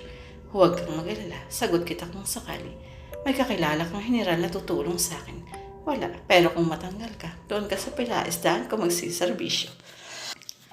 Wow pare, ang sagwa ng tunog. Isang pulis na naging mangingisda, mas magandang pakinggan ang isang mangingisda na naging isang pulis. Nilingon ni Gabriel ang kaibigan at sininyasan ito. Malapit na tayo sa likuran ng inland resort nila. Halos patiyan na ang paglalakad ng magkaibigan habang papalapit sila sa bakod ng inland resort na gawa sa pinagdikit-dikit ng mga trosa. Sigurado ka bang may secret door sa bar counter ng social hall? Sigurado ako. Kitang-kita sa monitor ng CV ni Amaya ang parehabang forma ng makitid lang na pintuan na nasa likuran ng mahiwagang lalaking iyon. Nasa hinuha mo ay isang daanan papunta sa basement kung saan ay sinasagawa ang satanic ritual. Tangulang ang sagot ni Gabriel. Panay ang tingin niya sa kanyang wristwatch. 12:00 na ng tanghali. May natitira pa silang 2 oras ni Pipo para may sagaw ang lihim nilang pag-iimbestiga sa bahay na pula. Nang tingnan niya ang kanyang CV ay nakaregister ang 2 miss call. Inalam niya kung sino ang tumawag. Si Athena. Hindi niya siguro kanina narinig ang ring dahil sa ingay ng makina ng bangka ni Mang Erning. Agad niyang tinawagan ng kapatid. Ngunit ring lang ng ring ng CV nito. Nag-aatubili naman siya ng tawagan si Amaya. Simula nang magkasagutan sila sa palaisdaan. Layong inalalo niya ang sarili sa dalaga. Clear, pagdideklara ni Pipo matapos ang ilang minutong pamamatyas nito sa paligid. Muling ibinalik ni Gabriel ang CV niya sa bulsa at patakbo rin sumunod sa kaibigan patungo sa inland resort. Si Gabriel ang unang sumampa sa bakod. Sa pamamagitan ng pagtungtong sa mga balikat ni Pipo, nang nasa itaas na siya ay inabot niya ang isang kamay at buong lakas na hinatak patas ang kaibigan. Sabay din silang tumanan sa loob ng bakod. Di pa rin nagbabagong liksi at lakas natin pare. Sayang hindi mo na ipagpatuloy ang pag-aaral. Sana tulad din kita ngayon na isang matinik at matapang na pulis. Pagayabang ni Pipo habang pinapagpagan ng mga dahon at duming-dumikit sa laylayan ng kanyang pantalon. Napapailing si Gabriel. Mabait pero may kayabangan ng kaibigan. Dahilan at hanggang ngayon, wala pa ring linaw ang panliligaw nito sa kanyang kapatid. What's next? Ani Pipo na 2 kamay ang hawak sa baril at palipat-lipat na inumang ito sa kolam. Hayan ang social hall. Pasok tayo dyan. Ikaw ang mauna. Ba't ako? Ikaw ang may baril. Walang tao sa loob ng social hall. Patakbong tinungo nilang bar counter. Tama nga sa pantahan ni Gabriel. May secret door sa loob ng bar counter. Hindi lang ito masyadong halata dahil sinama ang malit na pintuan sa painting ng backdrop. Sa pamamagitan ng dalang tubo ni Gabriel, nasira nilang kandado. Iisang tao lang nagkakasya sa naturang pintuan. Dahil sa kakiputan, kailangan pa nilang yumuko upang makapasok. Muli nila itong ipinili ng nasa loob na sila. Kinuha ni Pipo ang dalang maliit na flashlight at siniyasat ang kinarorohonan nila. Weird pare, hindi ito basement, kundi isang tunnel. Iniwan din ni Gabriel ang paligid ng dalang penlet. Isang makipot na tunnel nga ito. Tingin ko bagong construct lang ito. Maybe a year. Right, baka isinama ito sa construction ng inland resort noong nakaraang taon. Naalala nga ni Gabriel na sumapit ang 18th birthday ni Jezebel ay inumpisahan ng gawin ng inland resort para dito raw gaganapin ang party. Tinanggihan niya ng invitation ng parents na maging isa sa 18 kabinataang magbibigay ng 18 roses sa anak. Layunin niyang habang maaga ay makakalimutan na ni Jezebel ang pagpapantasya sa kanya. Pinayagan niyang umatay ng 2 kapatid dahil kasama naman ito si Pipo. Maingat na bumaba sila sa ayanim na baitang na hagdan. Magkatalikuran pa sila habang binabaybay ang makinis na tunnel na iyon. Hawak ng isang kamay ni Pipo ang baril at sa kabila naman ay humahawak ng flashlight. Dinig ni Gabriel ang palagi ang buntong hininga ng kaibigan. Kinakabahan ka yata pare. Ewan ko ba, pagkatapos ng kinuwento mo ay dinagana yung dibdib ko. Yung narinig na panaguhin ni Jezebel. Oo, lalo nang hinala mong may sa demonyo ang lalaking nasa sipi ni Amaya. Mahirap kalabanin ng demonyo, Gabriel. Naranasan mo na ba? Hindi pa. Pero ayon sa sabi-sabi, hindi raw tinatabla ng balang demonyo. Kaya rin nilang maging invisible. Magugulat ka na lang. May sasakal na sa'yo hanggang lumuha sa'yo ang mata. O di kaya ay bubuhat sa'yo at ipaghahampas ka hanggang sa magkalasog-lasog ang iyong buto. At pwede rin dumalaw ito sa iyong pagtulog. Mananaginip ka hanggang sa ito ay may isang bangungot tulad ng nangyari kay Amaya. Sa totoo lang kinakabahan na rin si Gabriel. Kung naging pulisiya, ito ang una niyang misyon. Mapapasabak siya sa hindi basta-bastang kaso. Ang batas ay hindi naniniwala sa mga kababalaghang o pangyayari sa di nakikitang kalaban. Hindi pwedeng haka-haka lamang kahit marami ang nagwi-witness. Kailangan ng konkretong ebidensya. Kaya nga bago sila pumasok kanina, ay kinuhanan niya ng litrato sa pamamagitan ng kanyang sipi, ang secret door, ang hagdan at ang tunnel na ito. Nagkabuguan para mga likod nila nang biglang huminto si Pipo. Pare, dead end na, we're trapped. Nasa harap nila ang 6 na baitang na hagdang paakyat. Sa itaas ang isang katangtamang laking pintuang bakal. Ang kalahati nito ay malalaking grills na ginagapangan na ng mga wild veins kaya hindi mapapansin sa labas ang naturang pintuan. Umakyat ang magkaibigan at sinikap na sirain ng malaking kandado ng pintuan sa pamamagitan ng tubong dala ni Gabriel. Hindi kaya. Anang Gabriel nang makitang unti-unting kumukurba na ang tubo. Hindi rin natin pwedeng gamitin ang barilya. Marinig ni Mang Anton ang putok. Hinawi ni Gabriel ang mga nakatakip na veins sa grills. Tumambad sa kanyang dalampasigan. Ilang metro lang layo mula roon. Sa di kalayuan ng dalampasigan ay namata niya ang isang nakadak na puting miniship. Agad na numbalik sa kanyang isipan na ikinuwento sa kanila noon ni Jezebel. Ito marahil ang tinutukoy ng dalaga ng miniship kung saan narinig nila ang panagoy. Alam ko na, mula sa social hall, dito idinadaan sa tunnel ang bibiktimahin nila palabas sa pintuang ito patungo sa miniship na yan. Sumiksik na rin si Pipo para makita ang tinutukoy ng kaibigan. Bakit kailangan dalhin pa rin yung pupwede naman doon sa social hall? Para walang ebidensya kung sakaling magkaroon ng retiba. Malakas din ang kutob ko na hindi taga rito ang lalaking yun na may-ari ng puting kotse at ng miniship na yan. Hep, dahan-dahan lang Gabriel. Wala tayong proof para patunayan ang mga aligasyon mo yan. Heto ang isa pang conclusion pare. Seryoso ng wika ni Gabriel. Pagod na naupo sa hagdan. Ang lalaking ring iyon ang may-ari ng islang ito na si Jezebel ang kapalit sa paper na ibinigay nun kina Mang Anton. Kaya lang baka ayaw na nilang ibigay si Jezebel. Alanganing matawa umain si Pipo sa kaibigan. Dinaig pa yata si James Man sa bilis ng takbo ng iminahinasyon ito. Kung si Jezebel nga ang pakay niya, bakit nang bibiktima pa siya ng marami? Bakit hindi nilang niya agad kinuha si Jezebel? Ewan ko, baka ayaw na ng lalaki kay Jezebel. Ang labo mo pare, hindi po pwede ang puro baka sa huskado. Lalong hindi pwedeng gawing basihan ng mga pinagsasasabi ng Lola Beronyo. Kayo na rin ang may sabing wala ito sa hustong pag-iisip. Magiging katawa-tayo niyan kung sakali. Payak ang tawang pinakawala ni Pipo. Tumayo na si Gabriel at kinuhanan ng litratong pintuan. Tama na yan. Kailangan na nating makalabas dito. Unti-unti na akong nasasuffocate. Bahagyang iniawang ni Pipo ang secret door. Sumilip. Nanlumo siya nang makitang naroon na sa loob ng social hall si Mang Anton. May kausap na 2 lalaki ang matanda. Nakita niyang may inabot ito na makapal na sobre sa mga panaungin. Chinek ng isang lalaki ang sobre. Hindi pa nakontento, inilabas pa ang naman ito. Pera, malaking halaga ng pera. Maya-maya lang ay dumating si Aling Andy na may dalang tray ng merienda para sa 3 lalaki. No choice tayo kundi ang maghintay kung kailan sila lalabas lahat sa social hall na ito. Bulong ni Pipo sa di mapakaling kaibigan. Hindi pwedeng maghintay kung kailan. Panas na sa protest na si Gabriel. Mag-aalas 2 na. Kailangan makabalik tayo sa tipanan natin yung mga Ernie pag nagkataon na wala tayong masasakyan paalis sa isla.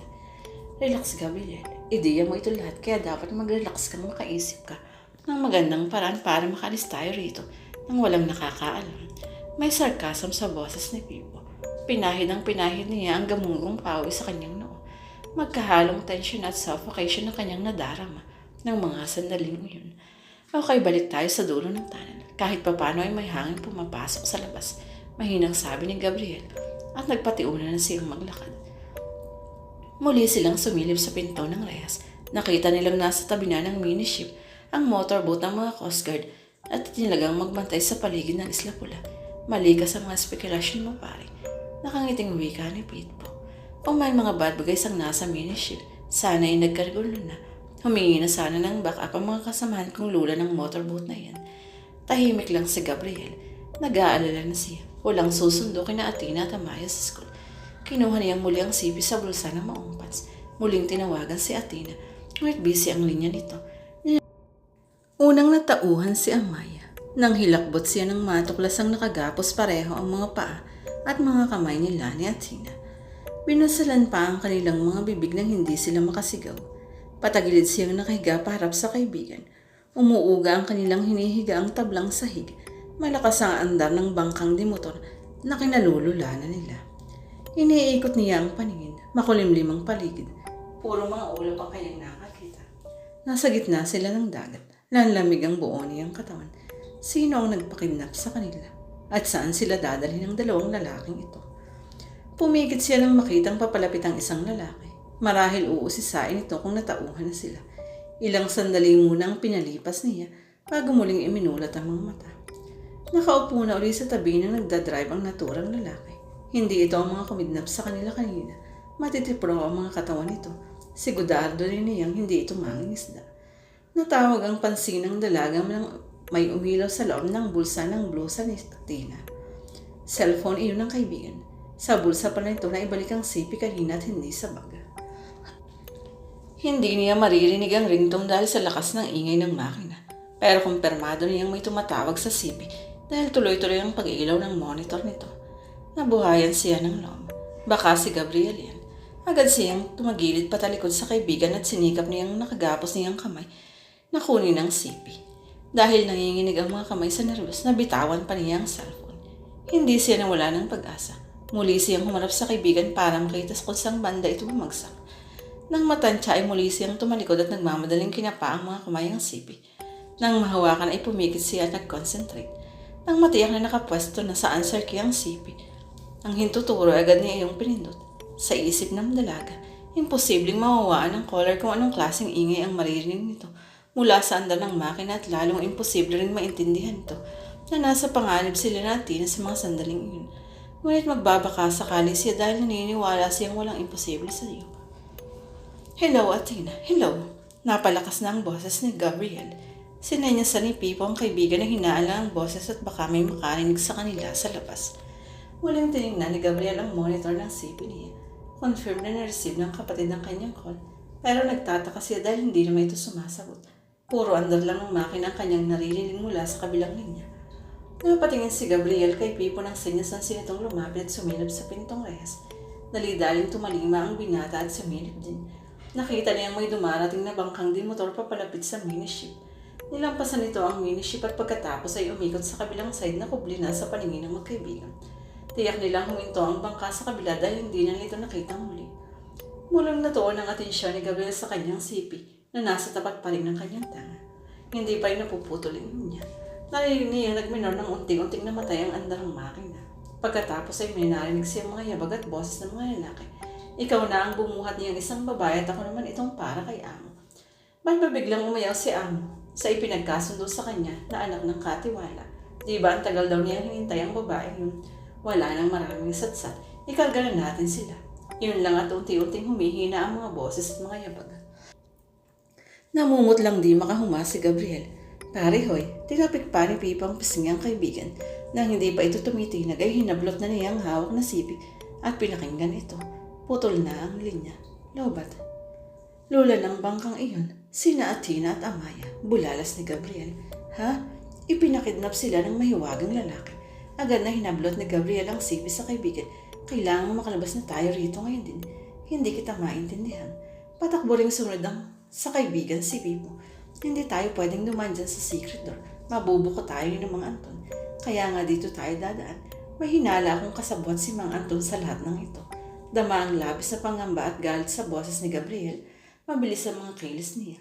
Hindi na siya naawat pa ni Pipo nang paragasang lumabas sa secret door. Nagulantang ang apat na nagmemoryanda sa social hall. Bubunot sana ng marilang dalawang lalaking kasama ng mag-asawa. Ngunit naunahan sila ni Pipo. Bagsak ang dalawa sa sahig nang parehong tamaan ang bala sa kanilang tuhod. Isang malakas na lower cut ang pinakawala ni Gabriel para kay Mang Anton. Lumayab sa sahig ang matandang lalaki. Putok ang labi at sargo ang dugo sa ilong nito. Muling dinaklot ng binata sa kwelyo si Mang Anton at inunda niya sa pangmalakas na uppercut sa panga. Parang puno na ibinalibag ang matandang lalaki. Dumaan lang ang katawan nito sa ibabaw ng mesa at diretsong bumagsak sa simentadong sahig. Pumalaho si Aling Aida. Iniharang ang katawan sa asawa nang makitang dadaluhuyong ni naman ito ni Gabriel Maawa ka sa asawa ko. Sa isang taong alam na nakataya ang buhay ng kapatid at ng babaeng minamahal, ay lulod na ng galit ang puso't at bingi na rin sa pagmamakaawa si Gabriel. Malakas na tinabig ng binata ang matandang babae at pinisarahan ang di pa nakagulapay na si Mang Anton. Sino ang nagpakinlap kina Athena? At kaano-ano mong may-ari ng miniship na siya? Ha? Wala akong alam, Gabriel. Muling inundayan ng suntok ng binata sa mukha ang dugaang matanda. Pag may masamang nangyari kay Athena at Amaya, papatayin ko kayong lahat, pati ang anak niyong si Jezebel. Tama na, tama na. Magtatapat na ako. Niyakap ni Aling Aida sa bindyang nagpupuwis sa galit na binata. Si Eleazar, siya ang may-ari ng Isla Pulat ng maliit na barkong yun. Gusto niyang kunin sa amin si Jezebel pagsapit ng 18, pero gumawa kami ng parang umayaw siya sa anak namin. Nagalit siya at ang pinagbuntunan niya ng galit ay ang mga kabataan dito sa amin. Matitigil lang daw siya pag nakakita kami ng kapalit ni Jezebel. Napipilan si Gabriel. Natumbok agad niya ang ibig sabihin ng harap. Si Amaya ang ipapalit kay Jezebel dahil hindi magkalayo ang physical features ng dalawa at berhen pa si Amaya. Patakbong lumbas ng kabahayan si Gabriel. Tulirong napasunod sa kanya si Pipo. Saan ka pupunta? Anong hinahanap mo, Gabriel? Nasa panganib si Atilla at Amaya. Bangka, kailangan natin ng bangka. Sugurin natin ang miniship. Huminahan ka. Pasigaw na sabay ni Pipo. Hindi tayo pwedeng sumugo dun. Baka maraming kalabang naghihintay sa atin. Hihingi ako ng backup sa headquarters namin. Nagmamadaling nagdial sa CP niya si Pipo. Wala lang node. Anong gagawin natin? Tulirong-tuliro pa rin si Gabriel. Panganib, may paparating na mga mangingisda. Sininyasan ni Pipo ang kaibigan na sumunod sa kanya. At ubiling nagpaigan si Gabriel. Pwede natin silang hinga ng tulong. Utusan natin humingi sila ng saklolo sa bayan at hihiramin natin ang bangka nila para sundan ang miniship. Patakbong bumalik si Pipo at hinilang kaibigan. Mga tauhan niya ni Mang Anton. Hindi sila kikiling sa atin. Dali, itago muna natin ang 4 na nasa social hall.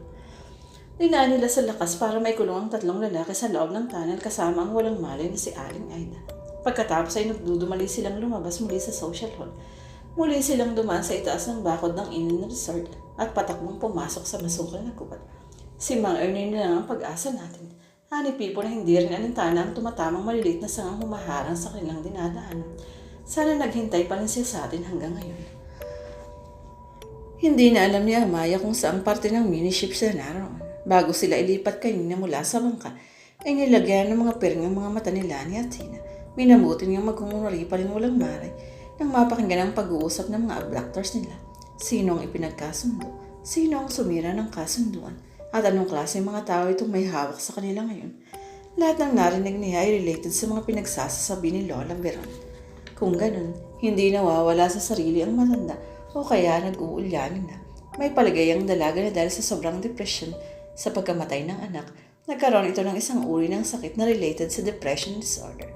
Air condition room ang kinaroroonan niya. Malamig ngunit pinagpapawisan siya ng malapot. Matay man niyang isipin, hindi akalain ni Amaya na gitno ang kasasapitan ang maging pang-4 na biktimang babae ng serial killer. At si Athena, hindi na niya alam kung nasaan na ito. Hindi naman niya matawag ang kaibigan dahil may busel pa rin ang bibig niya hanggang ngayon. Nagpagulong-gulong din siya kanina sa malambot na hinihigaan, ngunit wala siyang nasasagi kahit ano maliban sa mga unan. Napahikbi ang dalaga. Kung nakinig lang siya kanina kay Athena, nahintay nagsunduin sila ni Gabriel, sana hindi nila dadanasin ang ganito ngayon. Sumagi sa isip niya ang ipinapagtapat noon ni Jezebel kina Alexa. Galing daw sa isang miniship ang panaghoy. Ito marahil ang tinutukoy ni Jezebel. Ngayon ang susunod na panaghoy na maririnig ng taga-tabing dagat ay manggagaling na sa kanya. Muling nagising ang sindak sa puso niya nang marinig ang pagbukas ng pinto at marinig ang mga boses ng lalaki. Tulog pa rin. Baka nasobrahan ng tapang ng pampatulog na inilagay ng mga tricycle driver kanina at matuluyan na yan. Hindi naman siguro. Hiyang lang yan sa malamig ng cabin. Kaya mahimbing ang tulog. Pagsapit ng alas 8 at tulog pa rin, pilitin nyo ng gisingin. Kailangan mahinda na yan bago sumapit ang hating gabi. Opo, lipos ng pangamba ang katauhan ni Amaya habang naliligo sa bathroom cabin. Wala na siyang magawa kanina ng sabilit siyang pabanguhin at gisingin ng 2 babaeng may edad na. Pilit siyang hinubaran at ikinulong sa bathroom para maligo. Maligamgam ang tubig na nanggagaling sa shower, ngunit hindi sapat iyon upang mapawi ang panginginig ng kalamnan ni Amaya. Ilang beses siyang nag-attempt na buksan ang mga lit na bilugang bintana, ngunit nabigaw siya. Nakahinto na ang miniship. Lalo siyang nanlumo nang wala siyang maaninag sa labas kundi puro dilim. Tiyak niyang nasa gitna sila ng dagat. Luslanda ang mga nakapang tumakas. Ganito gama ang ginagawa sa bibiktimahin. Papaliguan muna, pagsasamantalahan bago sasaksakin sa dibdib. Nanikip ang dibdib ng dalaga. Samot-saring emosyon ang umaatake sa kanya. Sindak, kawalan ng pag-asa at pagsisisi. Kaya lang siya pumayang magpa-practice teaching sa lugar ng kaibigan ay parang mapalapit sa laking minamahal. Ngayon bilang ng oras niya at isang malagim na kamatayan naghihintay sa kanya sa gabing ito. Humalo sa tubig ang masagana niyang luha. Diyos ko, kung amuan ay muling binabangon, gusto ko nang magising. Laking pasalamat din na Gabriel at Pipo na naroroon pa rin sa kanilang tipanan si Mang Erning. Nag-alala raw ang matanda sa dalawa kaya kahit matagal lang naghihintay ay hindi pa rin ito umalis. Nagbago ang balak nilang utusan ng matanda upang humingi ng tulong sa bayan dahil nakita nilang umusad na palayo ang miniship. Minabuti nilang magpahatid sa matanda sa kinaroroonan ng naiwang motorboat ng Coast Guard at isa pang bangkang dimotor. Nanlungo sila ng matuklasang parehong sinira ang mga makina ng dalawang sasakyang pandagat. Tiyak kong bihag nila ang mga Coast Guard people. Sigurado yan. Nagpasya silang subaybayan ng miniship. Inihatid muna nila sa isla si Mang Erning at pinakausapang gagawa ng paraan para makakuha ng isa pang bangkang magagamit patawid sa bayan. Palagay mo kaya may masasakyan agad si Mang Erning? Sana pare, nang matiyak nating may darating na tulong sa atin. Kabado na rin si Pipo, panay ang kapan ng baril sa tagiliran. Ito lang ang kanilang sandata laban sa mga nasa miniship. Hindi uubra kung sakali ang hawak na tubo ni Gabriel. Mabagal ang pagpapatakbo ni Gabriel ng bangkang di motor. Sinadya nilang patayin ang ilaw nang hindi mapansin ng taga-miniship na sinusundan sila. Hindi pa pwedeng bilisan ang takbo nito, Pipo. Just maintain the distance. Mahirap nang mabanaagan nila tayo. Maliwanag ang ilaw sa gawing likuran ng miniship. Baka may masama nang nangyari sa kanila. Nanginig ang boses na sambit ni Gabriel sa sobrang pag-aalala sa mga minamahal. Palagay ko'y okay pa sila. Mabuhay na sabi ni Pipo. Ang pulisman ay balot na rin ng pangamba para kay Athena. Ito lang kasi ang babaeng minahal simula nung high school days nila. Kung alas 12 ng gabi sila magsagawa ng ritual, may 2 oras pang nalalabi para kina Athena at Amaya. Kinakabahan ka rin ba? Kanina pa. Nang simulan nating sundan ang miniship na yan, tagilid tayo kung hindi agad makakarating ang backup. At paano kung wala nang masakyan hanggang ngayon si Mang Erning? Nananalangin ka rin ba? Mapakla ang taong pinakawala ni Pipo. Kanina ko pa inumpisahan pare. Alam kong hindi natin kaya to, lalo pa kung totoong may sa demonyo, ang lalaking yun. Pagkatapos maligo ay sapilitang binihisan si Amaya ng puting robe. Ilang sandali lang ay may isa pang babaeng pumasok na may dalang tray ng masasarap na pagkain. Sabay ding lumabas ang 3 babae. Naiwang nagugulumihan ang dalaga. Ang ipinagtataka niya, bakit hindi nagsasalita ang mga babae? Parang nakaprogram na sa kanilang isip ang dapat gawin. Hindi niya nagalaw ang nakahaing pagkain kahit nanginginig na sa gutom. Pakiwari niya, isa siyang kriminal na bibitayin. Pakakainin muna ng masasarap bago patayin. Kung lethal injection sana ang pamaraan, kahit paano ay mababawasan ang sindak niya. Ngunit masakit na masakit sa loob niya. Ang yuyurakan muna ang kanyang dangal bago siya papatayin. Si Athena, ano na kaya ang nangyari sa kanya? Sino ang magliligtas sa kanila ngayon? Nasaan na si Gabriel? Muling bumukas ang pintuan at pumasok ang 2 lalaking nakasuot ng itim na robe. Bago siya ilabas, may inispray na pabango sa buo niyang katawan. Unti-unting umikot ang kanyang paningin. Para siyang lumulutang habang sapilitang inilalabas ng 2 lalaki sa cabin. Sa deck ng miniship siya dinala. Naghihintay sa kanya ang mga babae at lalaking nakasuot rin ng black na roba. Nang makita siya ay bagyapang yumko ang mga ito bago nagsitabi para bigyan siya ng daan. Tumambad sa kanya ang itim na carpet sa aisle na puno ng red petals ng mga rosas. Sa dulo ng aisle ay naroon ang isang malaking adobeng trono. Sa itaas nito ay may nakasabit na malaking upside-down sikh. Isang nakabaligtad na karit na sa bandang dulo ng talim nito ay may nakatuhog na 2 puso ng tao. Kinilabutan si Amaya. Walang dudang mga kasapi sa kung anong satanic sect ang kanilang abductors. Nagitla pa ang dalaga nang biglang may lumabas na lalaki sa trono. Tulad nito, ito man ay nakasuot ng puting robe. Sindak siya ng mapagsiniw ito. Ang lalaking nasa sipi niya. Napag-ibig siya at nagpumiglas ngunit parang bakal sa tigas ang mga kapay nang humahawak sa kanya. Nang tumayo ang lalaki, ay automatikong lumuhod ang lahat pati na ang mga humahawak sa dalaga. Saka lang niya napansin ang isang mahabang adobeng higaan sa bandang kaliwa ng trono. Naroroon si Athena. May piring pa rin ang mga mata, nakasuot ng itim na robe, nakadipang nakatali ang paa at kamay sa bawat dulo ng higaan. Athena, pasigaw niyang tawag. Amaya, mag-ingat ka. Narinig ko sa usapan nila, ikakasawak ka raw sa Panginoon nilang si Eleazar. Huwag kang pumayag, isang demonyo si Eleazar. Pausang boses na sigaw ni Athena. Dadaluhan sana ni Amaya ang kaibigan nang biglang ikinumpas ng lalaki ang kaliwang kamay nito. Unti-unting lumutang sa ere ang mga paa niya. Nang hilakbot ang dalaga, lalo na nang maramdamang unti-unti siyang lumalapit sa kinaroroonan ng lalaki. Athena sa klolo, Athena, nagpapaawang sigaw. Manhid ang kanyang buong katawan, hindi niya maigalaw ang mga paa at kamay. Amaya, nasaan ka? Anong nangyayari sa'yo? Hysterical na rin si Athena. Tumigil sa tapat ng lalaki ang dalaga habang nakalutang pa rin siya sa ere. Nanggilala siya sa namalasan. Nakatauhan ng karap sa buong buhay niya. Ngayon lang siya nakakita ng ganito kagandang lalaki. Parang kahawig sa itsura ng anghel na ipinipinta ng mga artist. Wala siyang mapagkumparahan kahit pa ang itinuturing niyang pinakagwapong artista sa lokal at international shows. Maging ang forma ng hubad na katawang sinakluban lamang ng puting robe ay perfect ang hubog. At ang mga mata nino, nakakahalinang pagmasdan. Parang naroon ang bintana ng mundo. Nag-aanyaya ng 1,001 ligaya. Amaya, nasaan ka na? Amaya. Naririnig ng dalagang kaibigan at mumultula siyang mawawaan sa mga sinisigaw nito. Hindi niya mayalis ang kanyang paningin sa mata ng lalaki. At hindi rin niya mapigilan ng isang kamay niya na unti-unting umaabot sa kamay nito. My God, help us Jesus, patuloy na sigaw ni Athena. Parang bombang sumabog iyon sa pandinig ni Amaya, sapat upang manumbalik sa realidad ang kanyang diwa. Kasabay din nun ang pagkasira ng konsentrasyon ng lalaki. Parang napaso ang kamay na gusto sanang umabot sa dalaga. Iyon lang at nahulog sa carpet si Amaya. Nagtayuan ang lahat ng naraong mga kampon. Biglang bumalasik ang anyo ng lalaki. Sumisingasing ito ng lumingon sa kinaroroonan ni Athena. Napatili na ang dalaga ng mapalitan ng red light sa mga ilaw. Taranta siyang tumayo at mabilis na tumakbo. Agad naman siyang naharangan ng 2 kampon bago makapasok sa loob ng miniship.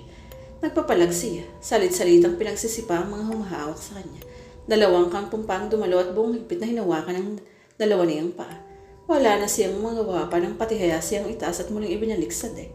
Dahan-dayas siyang ibinaba sa harapan ng lalaki ngayon ay nakaupo sa trono. Iniwas ng dalaga ang kanyang paningin sa mga mata nito. Alam niyang may kapangyarihang mang-hypnotize ang lalaki. Umpisahan na ang seremonya ng kasal. Anang lalaking may hawak ng makapal at malaking itim na libro. Napasinghap ang dalaga. Totoo ang ikakasal siya sa demonyong nasa harapan niya. No, ayoko. Ubod ng lakas niyang sigaw habang patuloy ang pagsisikap na makawala sa mga mahawak. Huwag ka na magmatigas kung ayaw mong may masamang mangyari sa iyong mga kaibigan. Galit na saway ng isang mahawak sa kanya. Lalong nangatog sa takot ang dalaga nang makitang may isang kampo na nakatayo sa gilid ng adobeng higaan. Ang isang kamay ay hawak ng patalim at ang isang kamay ay humahawi naman sa nakatakip na pulang roba sa dibdib ni Athena. Huwag maawa kayo sa kanya. Umiiyak na pakiusap ng dalaga. Bahagyang idiniin ng lalaki ang dulo ng patalim sa gitna ng dibdib ni Athena at unti-unting pinaikot ito. Napuno ng sigaw ni Athena ang buong paligid, sigaw na unti-unting naging panagod. Tama na. Papayag na akong pakasal. Papayag na ako. Hindi kaya ng dalagang tingnan ng kaibigan. Masigit siyang nasasaktan para rito. Pagkarinig ay agad inilayo ng kampon ang patalim sa dugo ang dibdib ni Athena. Huwag, Amaya. Huwag kang pakasal sa kanya. Narinig ko isa siyang demonyong nagkatawang tao. Babala ni Athena sa pagitan ng pag-iyak. Don't give up. Have faith. Oo nga pala, sa pagitan ng buhay at kamatayan, iisa lang ang maaaring kapitan. Humugot ng lakas ang dalaga at sa paos na tinig ay sinigaw ang mga salitang nanggagaling sa kaibuturan ng peace. Jesus, my Savior, deliver us from the evil one. Napapila ng lahat sa walang humpay na yung pagsambit sa mga katagang iyon. Natigil lang ang dalaga nang makitang lumingon ang lahat sa pintuan palabas ng deck. Inuluwano ng maraming pulis kasama sina Gabriel at Pipo. Napabalikwas ang bangon si Amaya nang may dumantay sa palad sa kanyang noo. Alexa, it's alright, Ate Amaya. Ligtas na kayo ni Ate Anita. Narito ka na sa bahay. Mako-confine naman ng ilang araw sa ospital si Ate Athena. Si Kuya ang nagbabantay sa kanya roon. Nangilid ang luha ng dalaga. Luha ng pagpapasalamat at naligtasan nila ang kahindik-hindik na sitwasyong iyon. Hinuli raw ang lahat ng mga nasa miniship. Pinalibutan ng maraming motorboat ng Coast Guard ang paligid ng miniship para matiyak na wala ni isang makakatakas. Napag-alamang naka-affiliate ang sekta ngayon sa isang worldwide satanic movement na nag-originate sa Europa. Ang ipinagtataka ni na Amaya ay kung bakit hindi nakasama sa mga nahuli si Ilyasur. Ayon kay Pipo, sigurado silang walang natira sa miniship dahil ginalugan nilang mabuti yun bago dalhin sa headquarter ng Coast Guard sa city. Magayang sinasabi nilang adobing trono na may upside down sickle ay wala rin doon. Ang naroon lang ay adobing higa ang pinagtalian kay Athena. Baka araw na nanaginip lang sila dahil pareho silang walang malay ng datna ng mga rescuers. Kasama talaga namin siya, giit ni Athena. Nakapiringa ako pero malinaw naman ang aking pandinig. Panginoong Ilyasur ang tawag sa kanya ng mga kapuniya. Pagkatapos daw ng kasal ay isasakripisyo nila ako. Kaswalang nanapatang-utang mo sina Pipo at ang kasamang pulis nito. Okay, kung ayaw niyong maniwala, ganito na lang.